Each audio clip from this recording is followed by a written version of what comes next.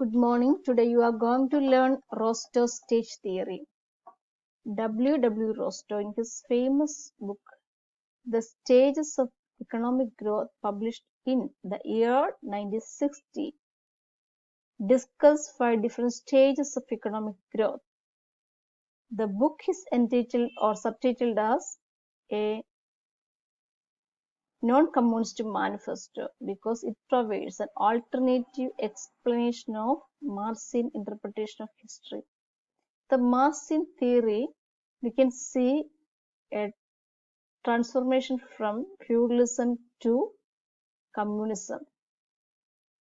In the Rostow's theory, we can see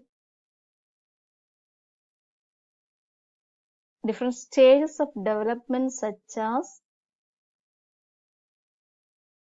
traditional society, preconditions of takeoff, drive to maturity, age of high mass consumption. These are the 5 different stages of economic growth. The first one is the traditional society. The traditional society, as the name indicates, is a subsistent agriculture-based economy. Population does not have much scientific knowledge, and the political power is based on land ownership. So, the landowners form the upper ladder of the society. All forms of primitive societies were examples of traditional society, and almost each and every economy, they began their journey from the traditional society. Second is the preconditions of takeoff. It is called a transitional stage because a transition from first stage to the third stage, or the transition from feudalism to takeoff stage, or the stage in between feudalism and takeoff. The basic requirement of this stage is that the level of investment should rise at least 10% of national income. And here the expansion of SOC is needed. Or why the expansion of social overhead capital is required?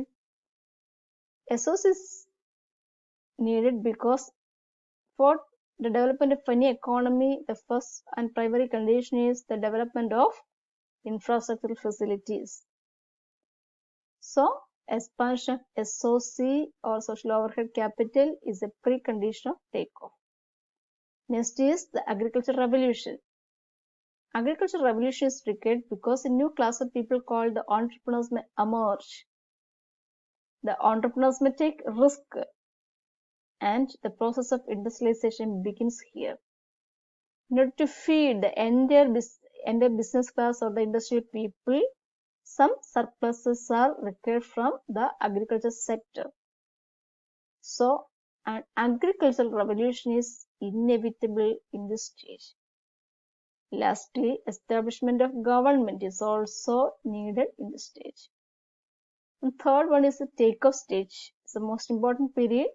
It's a very short period of intensive growth, and feature is that new industries start to emerge in this stage. And one requirement is that investment must rise in excess of 10% of national income. Here some sectors are identified as leading growth sectors. From country to country, the leading growth sectors may be different. How a country can select the leading growth sector depends upon certain criteria, such as the leading sector must create adequate demand for the product, and secondly, the leading sector must create a secondary wave of expansion, and thirdly, it must have adequate capital, and fourthly, the modern application of modern science and technology may be possible in the leading growth sectors. Any sector which satisfies this criteria can be called leading growth sectors. The country must invest in the leading growth sectors. And the duration of takeoff depends upon the economic situation of each and every country.